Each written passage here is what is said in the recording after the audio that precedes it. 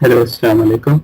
आज हम solid state physics में पढ़ेंगे simple crystal structure and imaging of the atomic structure. Previous lectures में शुरू के लेक्चर्स में आपने क्रिस्टल सिस्टम्स आपको याद होंगे और प्रीवियस नेटिस ये जो हमने करे थे, और उस स्ट्रक्चर्स को लेके आगे फिर हम कुछ सिंपल क्रिस्टल स्ट्रक्चर्स देखेंगे।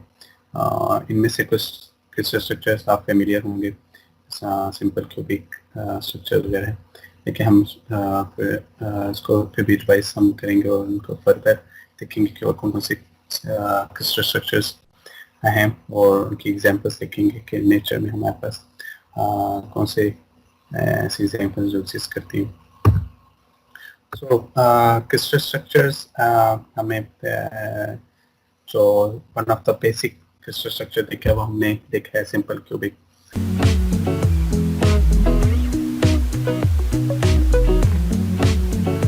और हमें पता है कि पीरियोडिक टेबल में जिस तरह से जितने भी एलिमेंट्स हैं वो कोई क्यूबिक है, उसमें बॉडी सेंटर है, कोई फेस सेंटर है, कोई हेक्सागोनल है, लेकिन जो सिंपल क्यूबिक है वो सिर्फ एक ही है नेचर में। अगर हम पीरियोडिक टेबल्स में उसको कहते हैं पोलोनियम कहते हैं, और इसका स्ट्रक्चर जो है वो सिंपल क्यूबिक है।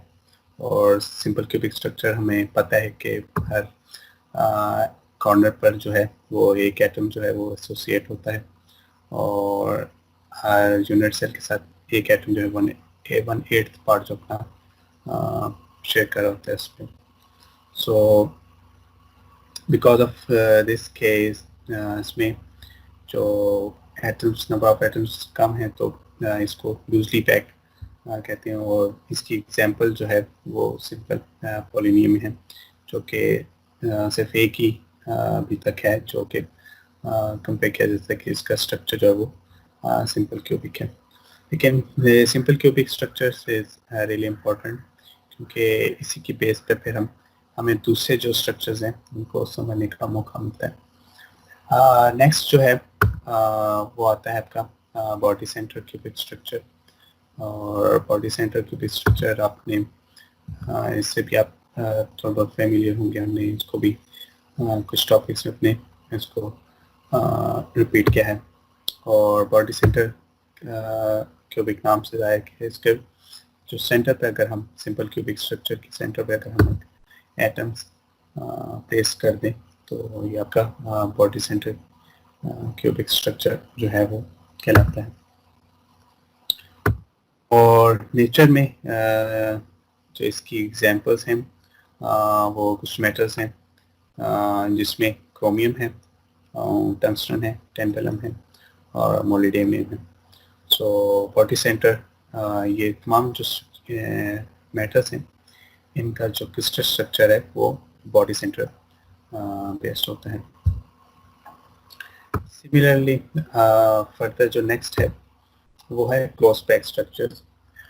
क्लोज पैक स्ट्रक्चर जो नाम से आपको होगा कि एटम्स जो हैं वो बहुत क्लोजली हों एक दूसरे से, not like this one previously हमने देखा सिंपल क्यूबिक में और बॉडी सेंटर में। लेकिन क्लोजली पैक स्ट्रक्चर्स में अगर हम हर एटम जो है वो क्लोजली प्लेस कर लें एक दूसरे से, तो हमारे पास एक लेयर जो है वो एटम्स की वो बन जाएगी। फर्दर इसको क्लोजली पैक कर सेकेंड लेयर हमने बनानी हो as a close pack structure ज़हन में रखते हुए, तो हम नेक्स्ट लेयर एटम्स की कहाँ रख सकते हैं। तो उसके दो तरीक़ेकार हैं और दो स्ट्रक्चर्स हमें फर्दर इसी टाइप्स में क्लोजली पैक स्ट्रक्चर में हमें मिलेंगे, और उन दो डिफरेंट वेज में हम क्लोज पैक स्ट्रक्चर बना सकते हैं। और वो दो वेज कौन से हैं वो है एक फेस सेंटर क्यूबिक स्ट्रक्चर कहलाता है, और दूसरा जो है वो हेक्सागोनल क्लोज पैक स्ट्रक्चर कहलाता है।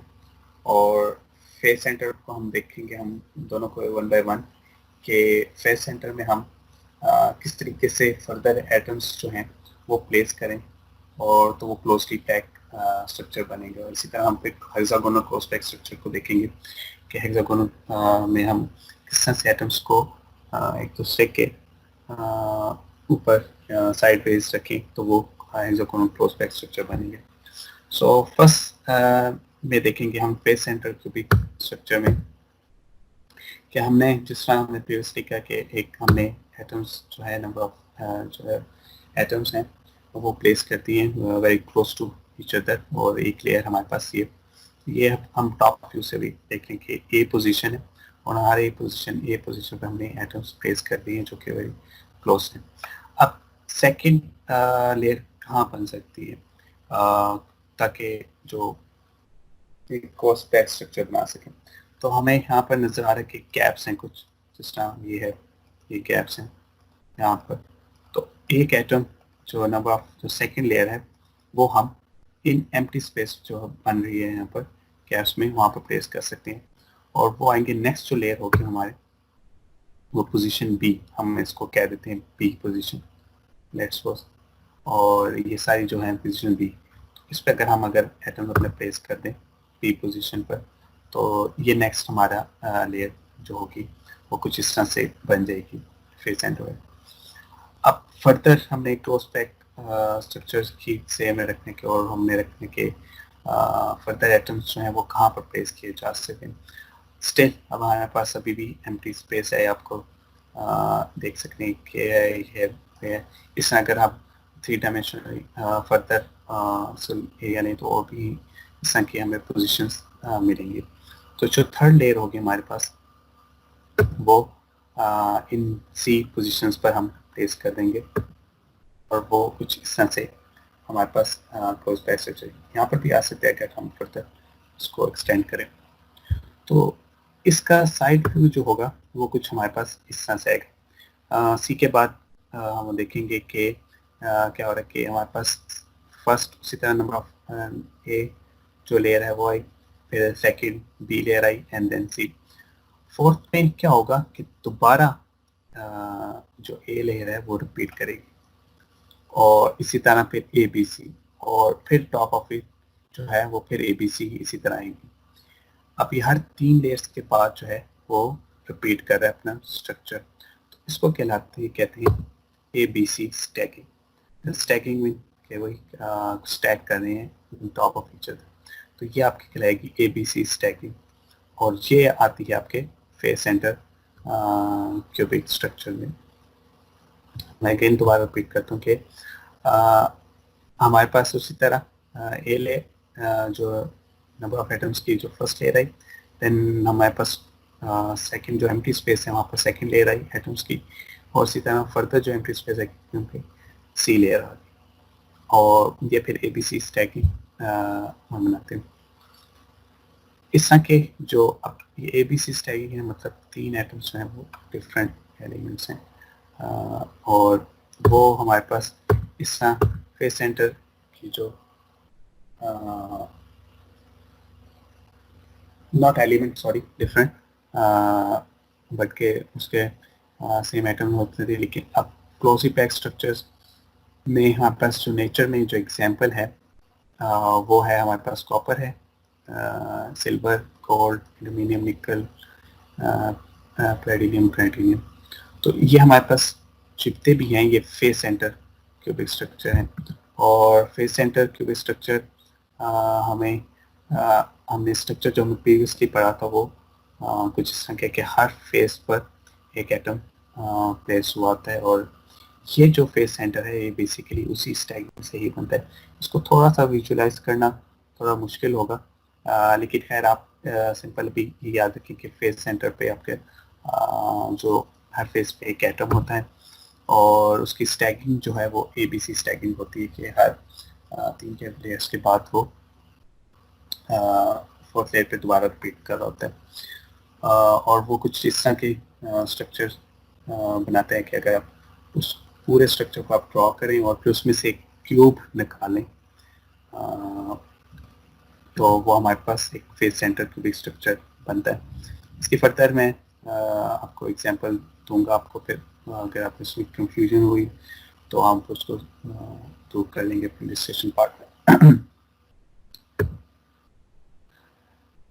तो हमने पढ़ा कि क्लोज पैक स्ट्रक्चर कौन कौन से फॉर्म में हो सकते हैं। हमने पढ़ लिया कि वन ऑफ द वे कि हम एटम्स को कैसे क्लोजली एक दूसरे के पैक कर सकते हैं, उसमें हमने ये फॉर्म देखी जिसमें हमने देखा कि एक एम्प्टी स्पेस जहाँ पर हमने second layer and then third, और ये कहलाते हैं face centre cubic structure. Hexagonal के केस में सेम यही चीज़ रिपीट होती है कि उसी तरह फर्स्ट लेयर जो है आपका, लेकिन इसमें हेक्सागोनल फॉर्म बनाते हैं, उसमें जो है वो एक स्ट्रेट फ्रेम शेप बनाते हैं, लेकिन इसमें हेक्सागोनल में हेक्सागोनल शेप बनाते हैं। और इस हेक्सागोनल में जो टॉप लेयर जो सेकंड लेयर आएगी वो भी इसी तरह ही आएगी कि जहाँ पर एम्प्टी स्पेस को मिलेंगे वहाँ पर एटम जो है वो सेकंड लेयर ऑफ एटम जो है वो प्लेस होंगे। इसमें थर्ड लेयर नहीं होती हेक्सागोनल क्रॉस पैक स्ट्रक्चर में, और थर्ड लेयर का मतलब ये है कि दोबारा जो फर्स्ट लेयर है वो बिल्कुल एग्जैक्टली उसी फर्स्ट लेयर के ऊपर टॉप पे आएगी इसी तरह। और साइड व्यू इसका आप इस तरह से देख लें कि ए लेयर चाहे एटम्स की, देन बी, और टॉप पे फिर दोबारा से ए लेयर जो है वो रिपीट करेगी, और इस चीज़ को कहलाते हैं ए बी स्टैगिंग। मतलब हर ए बी दो लेयर्स के बाद जो स्ट्रक्चर है वो दोबारा अपने आप को रिपीट करे, और ये जो है आपका हेक्सागोनल फॉर्म में आपको स्ट्रक्चर मिलता है, और हेक्सागोनल क्लोजली पैक्ड स्ट्रक्चर कहते हैं। और नेचर में इसकी एग्जांपल मैग्नीशियम, जिंक है, कैडमियम है, सॉरी टाइटेनियम है और निकल है। और ये जो जितने भी स्ट्रक्चर हैं हेक्सागोनल क्रॉस पैक स्ट्रक्चर है, उनका स्ट्रक्चर कुछ इस फॉर्म में होते हैं कि एटम्स जो हैं वो ए बी स्टैक के साथ। ये उसका एक और विजुलाइज करने के लिए कि आपके ये हेक्सागोनल नंबर ऑफ एटम्स जो हैं बेस पर हैं, देन 3 एटम्स उसके टॉप पर जो उसको सेकेंड लेयर है, एंड देन अगेन जो है वो ए लेयर जो है वो दोबारा रिपीट कर रही है उसी तरह। दिस इज द सेम कि हेक्सागोनल फॉर्म में ये एटम्स आप पर हेक्सागोनल का मतलब है कि हर एटम जो है वो अपने साथ नेबरिंग 6 एटम्स के साथ अटैच हो रहे हैं। So this is second hexagonal cross pack structure. सो हमने जब भी क्रॉस पैक स्ट्रक्चर्स की बात आएगी तो उसमें 2 फॉर्म्स होते हैं, एक FCC face centre cubic cross packed होता है, और then second is hexagonal cross packed structure. Further crystal structure में हमारे पास और भी क्यूबिक स्ट्रक्चर्स हैं जो कि मिनी क्यूबिक स्ट्रक्चर से ड्राइव किए गए हैं। One of the structure is diamond structure, जो कि हमने इसको भी आपने एक दफ़ा हमने इसको देखा है अपने लेक्चर्स में, उसका जिक्र है। और ये डायमंड स्ट्रक्चर जो है बेसिकली एफसीसी लैटिस के फॉर्म में होता है और उसी का ड्राइव किया गया है। एफसीसी हमें पता है कि फेस सेंटर है, और डायमंड स्ट्रक्चर में भी हर फेस के ऊपर एक एटम प्लेस होता है उसी तरह, उसमें इनकी एफसीसी है। इसमें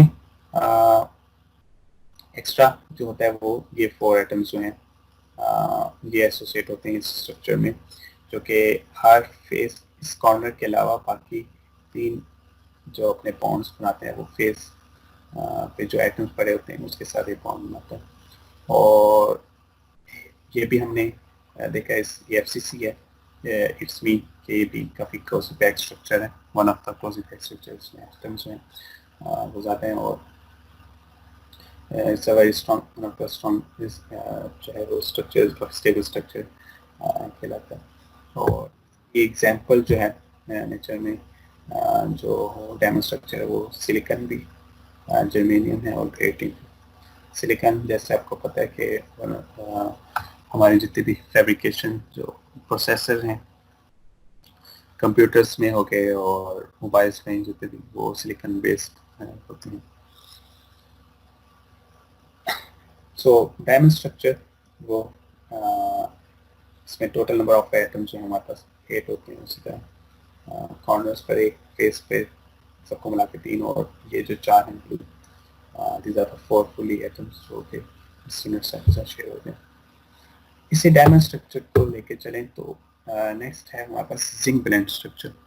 ये भी एक डायमंड फॉर्म में होता है, लेकिन होता ये है कि इन एलिमेंट्स में जिस तरह सिलिकॉन हो गया, इसमें तमाम एटम एक फॉर्म के होते हैं, जिस तरह कार्बन मोस्टली अगर डायमंड स्ट्रक्चर देखें तो कार्बन एसोसिएट होता है, इसमें कार्बन एटम्स होते हैं। और जिंक ब्लेंड स्ट्रक्चर में होता ये है कि होता है डायमंड फॉर्म में है, लेकिन इसमें 2 एलिमेंट्स एसोसिएट होते हैं, one is zinc and the other one is sulphur.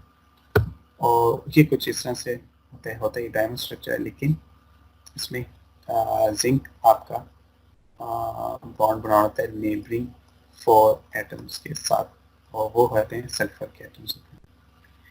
और इसमें जो इक्वल नंबर ऑफ आयंस होते हैं, अब आप ये सोचें, ये आपके लिए क्वेश्चन है कि इक्वल नंबर ऑफ आयन कैसे, यानी कि जिंक भी 4 है और सल्फर के आयन भी 4 ही, तो ये आपने बताना है कैसे।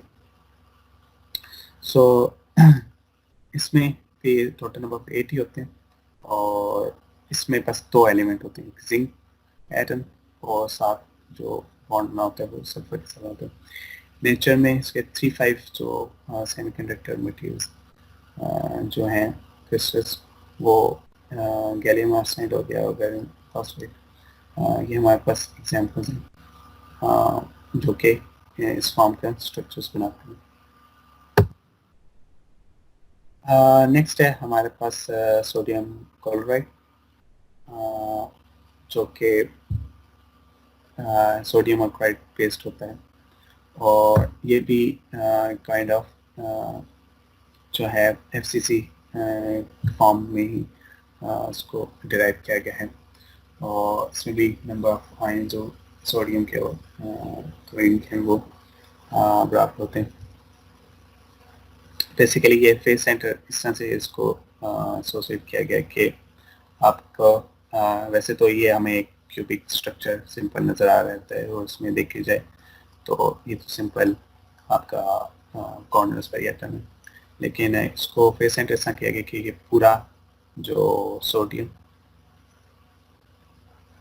है जो है यहाँ से यहाँ तक, इसको पूरा ये एक यूनिट स्ट्रक्चर जो है वो लिया गया।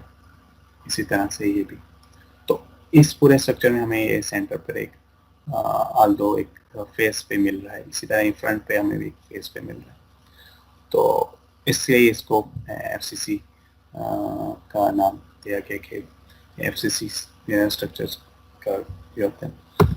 सिमिलरली सीजियम क्लोराइड स्ट्रक्चर जो है, और सीजियम क्लोराइड को इस basically body centre cubic structure होता है, और उसका जो फॉर्म है वो कुछ इस तरह से है कि इसके सेंटर पे क्लोरीन का एटम होता है, बाकी कॉर्नर्स पर इसी तरह एटम्स मौजूद होते हैं, और इसमें भी इक्वल नंबर ऑफ आयंस ही होते हैं। क्लोरीन का एक एटम फुली, और सीजियम जो है वो कॉर्नर पर अगर आप ऐड करें तो वो भी कॉर्नर वाले 1 ही बनते हैं, तो सीजियम भी 1 एटम है और क्लोरीन भी 1 एटम। सो हमारा जो क्रिस्टल स्ट्रक्चर का टॉपिक है वो यहाँ पर ख़त्म होता है। ये मैं दोबारा से आपको मैंने प्रीवियस लेक्चर में भी शायद जिक्र किया था, वेबसाइट देख लें विच वो उसको देख लीजिएगा, फॉर जस्ट फॉर नॉलेज के कौन कौन से जो स्ट्रक्चर्स हैं वो कौन कौन से एलिमेंट जो हैं वो कौन कौन से क्रिस्टल स्ट्रक्चर बनाते हैं। नेक्स्ट टॉपिक जो है it's flow, not exactly flow, but हमें कि हम इन स्ट्रक्चर्स की इमेजिंग कैसे कर सकते हैं, वो कौन से टूल्स हैं जिनकी वजह से हम उनको स्ट्रक्चर्स को देख सकते हैं। तो one of the very famous tool और बहुत पावरफुल टूल वो है ट्रांसमिशन इलेक्ट्रॉन माइक्रोस्कोप। माइक्रोस्कोप का आपको पता होगा, ऑप्टिकल माइक्रोस्कोप का नाम सुना शायद हो, वैसा शायद इसका भी आपने सुना हो। SEM स्कैनिंग इलेक्ट्रॉन माइक्रोस्कोप हमारे डिपार्टमेंट में भी मौजूद है। इट्स अ लो रेजोल्यूशन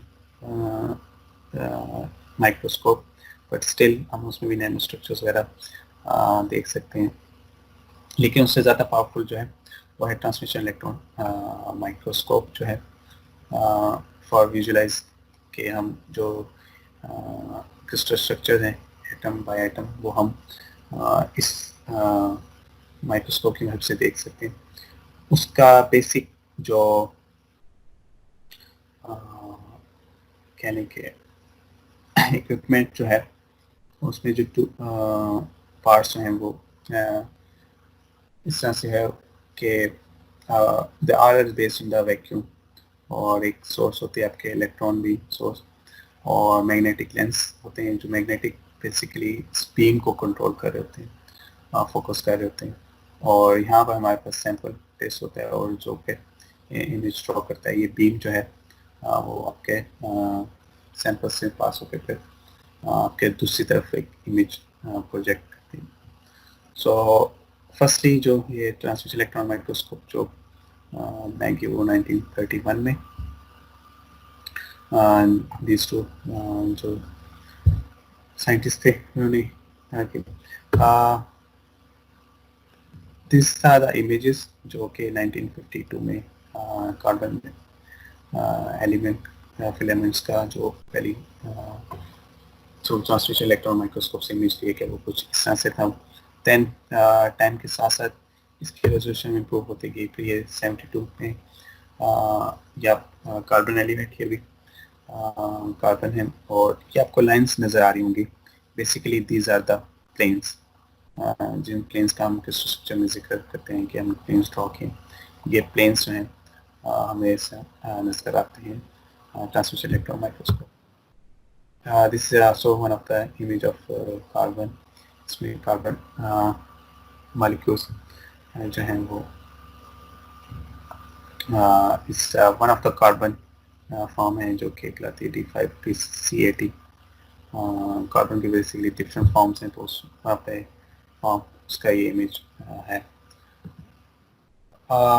ग्रिफीन का नाम या ग्रेफाइट का नाम सुना होगा, और ग्रिफीन का जो स्ट्रक्चर है वो बेसिकली हेक्सागोनल फॉर्म में होता है, और एटॉमिकली थिन ये लेयर होती है, और हेक्सागोनल फॉर्म में ये होता है। तो ये हमें आपको जो नज़र आ रहे हैं बेसिकली एटम्स हैं, और ये जो स्ट्रक्चर्स जो है हमारे पास वो हेक्सागोनल फॉर्म में ये बन रहा है। और यही इसमें हम ट्रांसमिशन इलेक्ट्रॉन माइक्रोस्कोप से देख सकते हैं कि किस तरह से जो ग्रिफीन लेयर है एक सिंपल जो हेक्सागोनल स्ट्रक्चर, तो ये हम भी ट्रांसमिशन इलेक्ट्रॉन माइक्रोस्कोप के थ्रू देख सकते हैं। This is a diffraction pattern जो कि हम इसी से माइक्रोस्कोप से कंस्ट्रक्ट करते हैं। यही हमारा नेक्स्ट टॉपिक है डायफ्रैक्शन का, कि डायफ्रैक्शन होती क्या है और कौन से रूल हैं, लॉ है जिसके वजह से डायफ्रैक्शन जो है वो होती है, और इस डायफ्रैक्शन पैटर्न से हम क्या क्या इंफॉर्मेशन हासिल कर सकते हैं अभी थोड़ा सा बता देता हूँ। एक तो हमें ये जो आपको डॉट्स नज़र आ रहे हैं इनके दरमियान का जो गैप है वो हमें इंटरप्लेनर स्पेसिंग बता दे, जो हमने जिक्र किया होगा डी स्पेसिंग प्लेन्स के दरमियान। तो ये जो डॉट्स ब्राइट स्पॉट्स हैं ये हमें डी स्पेसिंग देते हैं, और इनकी डायरेक्शन जो है वो हमें फिर बताती है कि ये आदर 100 है या 11 है या 110 है। क्रिस्टल टोपोग्राफी जो डायरेक्शन है वो हमें इन्हीं पैटर्न से पता करते हैं। सो आज के लिए भी इतना ही काफ़ी। फिर नेक्स्ट पे हम बाकी जो भी क्वेश्चन है वो डिस्कशन में हम देखेंगे। इसको मेमोराइज करने के लिए ज़रूरी नहीं आपको स्ट्रक्चर्स वगैरह को कि आप उसको याद करना चाहते हैं, बस आपको पता हो कि सिंपल स्ट्रक्चर्स जो हैं वो किस कौन से होते हैं किस तरह से। Okay, fine, thank you.